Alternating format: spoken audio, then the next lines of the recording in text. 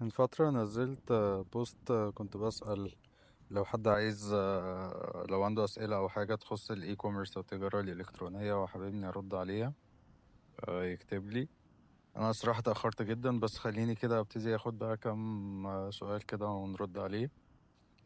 طيب، أول سؤال من أحمد بيقول: كتير من اللي بيشوفك يا خيري لسه شباب أو حد ما عندوش خبرة ولا في الماركتينج ولا مع بادجت.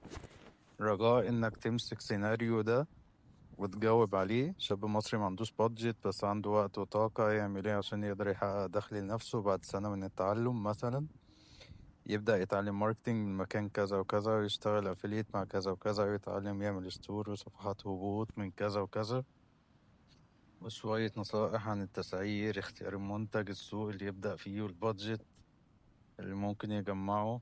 100 سؤال في بعض، بس جاوب اللي تشوفه ينفع يجاوب عليه يا صديقي.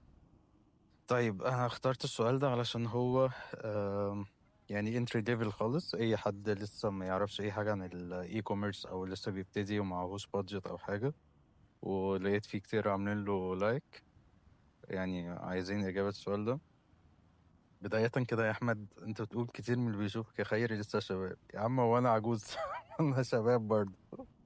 المهم خلينا كده نجاوب واحده واحده. بص، لو حد لسه ما بدأش، ما عندوش اي خبره في اي حاجه في التجارة الإلكترونية، فأنا أنصحه يبتدي بأسهل حاجة. إيه هي؟ اختار السوق المصري. السوق المصري على فكرة كويس جدا. إحنا عددنا كبير جدا، المصريين عددهم كبير جدا، وفي الناس فعلا بتشتري بطريقة صعبة جدا. يعني في مصر لسه ماركت، يعني لسه ما حصلوش ساتوريشن، والناس فعلا بتشتري بكميات كبيرة جدا. طيب، واحد معهوش بادجت مش هينفع تروح تشتري بضاعة وتبيعها. لا، خلينا تشتغل الموديل بتاع الافيليت او الدروب شيبينج. يعني تشوف شركات زي تاجر، او شركات زيها في كذا شركة تانية، في مصر فيندور وتاجر، وفي كام حاجة تانية. يعني لو عملت سيرش كده هتلاقي كتير. تبتدي بس تاخد منهم المنتجات. فكرة الدروب شيبينج اللي انت تبيع المنتج من غير ما تشتريه في الأول، ولما يجي سيل أو حد يجي يطلبه منك بترفع الأوردر للشركة الدروب شيبينج دي، وهي اللي بتوصل الأوردر على طول. يعني لسه حاجة مثلا هم عارضينها ب100 جنيه، انت تبيعها ب150 جنيه مثلا، تاخد ال50 جنيه الربح بتاعتك، وال100 جنيه ترجع للشركة اللي هي بتوفر المنتج وبتوصل. دي فكرة مبسطة جدا. طيب، هتعمل الموضوع ده ازاي، او هتشتغل في الموضوع ده ازاي؟ انت في الاول بتشوف ايه المنتجات اللي انت ممكن تشتغل عليها، وانا دايما بفضل حاجة انت تكون ريليتد شوية بيك. يعني مثلا لو بنات او حاجة، شوف المنتجات اللي ليها دعوة بالتنظيف، ليها دعوة بالحاجات البيوتي اللي زي فرش الشعر اللي هي كهربائية، والحاجات اللي هي ليها دعوة بالبيوتي يعني، او الجمال وكده. لو انت شاب ممكن هدوم، ممكن شوز، ممكن اي حاجة خاصة بالشباب يعني. ممكن لو انت عندك حيوانات أليفة، عندك قطة او كلب، تشوف المنتجات بتاعت القطط والكلاب الموجودة على الافيليت او الدروب شيبينج بلاتفورم زي تاجر والحاجات دي.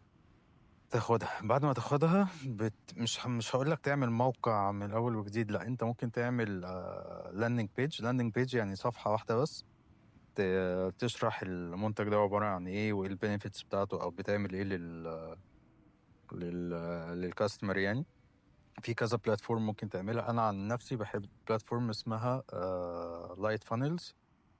دي بتخليك تعمل صفحة هبوط او لاندنج بيج يعني فيري بروفيشنال، وبتبقى جميلة جدا.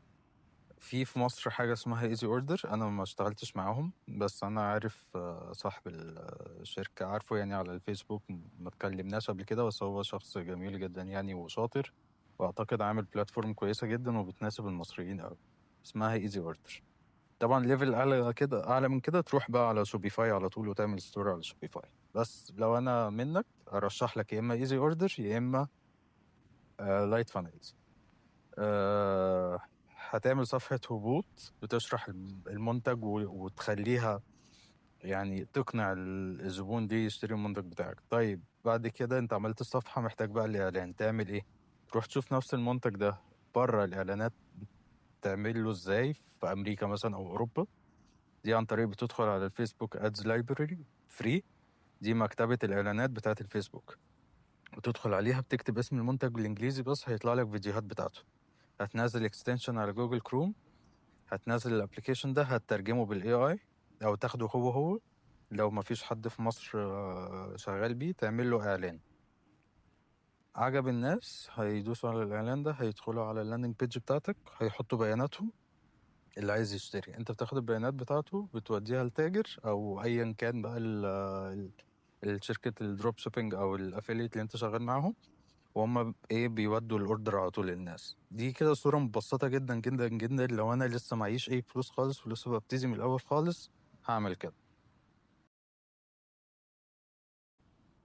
طيب القصة دي هتكلفك ايه لو انت حد لسه معهوش بادجت يعني؟ مش هتكلفك كتير او ممكن ما تكلفكش حاجة. انت اول حاجة هتسجل زي ما قلنا مع تاجر او فندور او whatever بقى الشركة الموجودة في مصر اللي هي بتقدم الافيليت اوفرز دي او الدروب شيبينج برودكتس يعني، او المنتجات الدروب شيبينج. بتسجل معاها دي فري، ما بتدفعش فيه حاجة. لايت فانيلز دي الاشتراك بتاعها في الشهر تقريبا $10 بس بيدوا ترايل. ايزي اوردر بقى عشان هو سولوشن مصري واللي عاملينه يعني مش معليين السعر او حاجة. انا مش عارف التسعير بتاعهم الصراحة، بس هو رخيص جدا.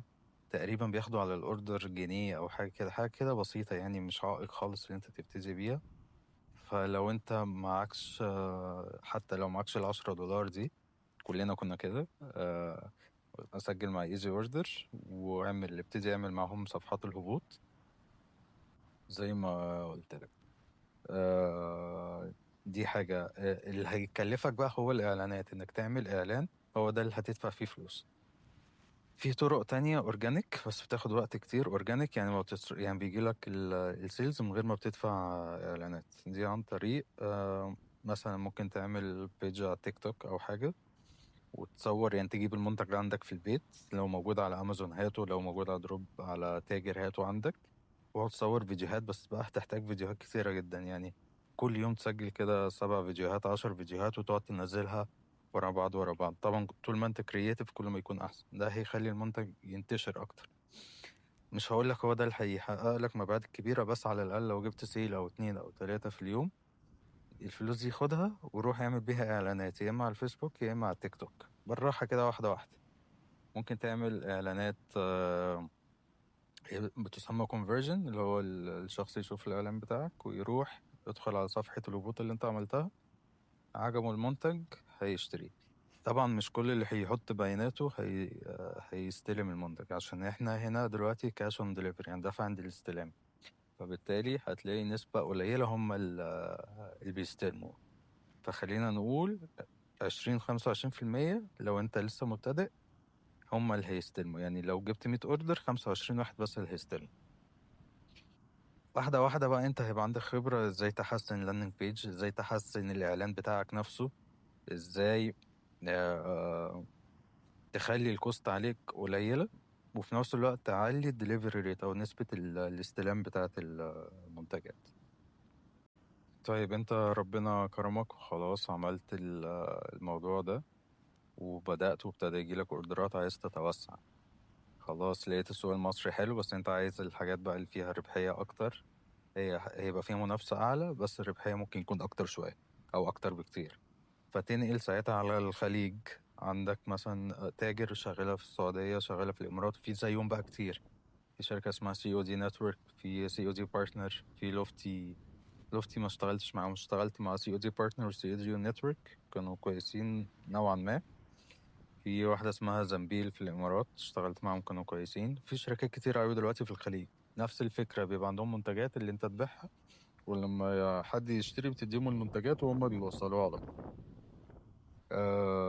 بس ربنا كرمك وبقيت كويس في الخليج، تنط بقى على الليفل الوحش اللي هو اللي انت تعمل شوبيفاي ستور، تعمل براند صغير كده، تبتدي بقى ايه تعمل اونلاين بيمنتس وديجيتال بيمنتس. الناس تدفع لك الاول وبعد ما بيدفعوا لك انت بتوصل المنتجات. دي بداية. ده اللي هو الدروب شيبينج بقى التقليدي بتاع بره عادي. طبعا المنافسة بتبقى أعلى، بس ممكن في يوم واحد تعمل أرقام جامدة جدا. واحدة واحدة بقى ربنا كرمك أعلى بقى ليفل خالص، إن أنت تحول الدروب شيبينج ستور ده لبراند حقيقي. تصنع أنت المنتج بتاعك، يبقى موجود سواء في مخازن تبعك او مخازن بيسموها 3PL او Third Party Logistics. دي بتخزن فيها المنتج بالبراند بتاعك باللوجو بكل حاجة، ويبقى عندك بقى شركة محترمة وبراند محترم. بس ده ليفل قدام شوية او قدام خالص يعني. فانت ايه، ابتدي واحدة واحدة كده زي ما قلت في اول الفيديو، وربنا يكرمك ان شاء الله.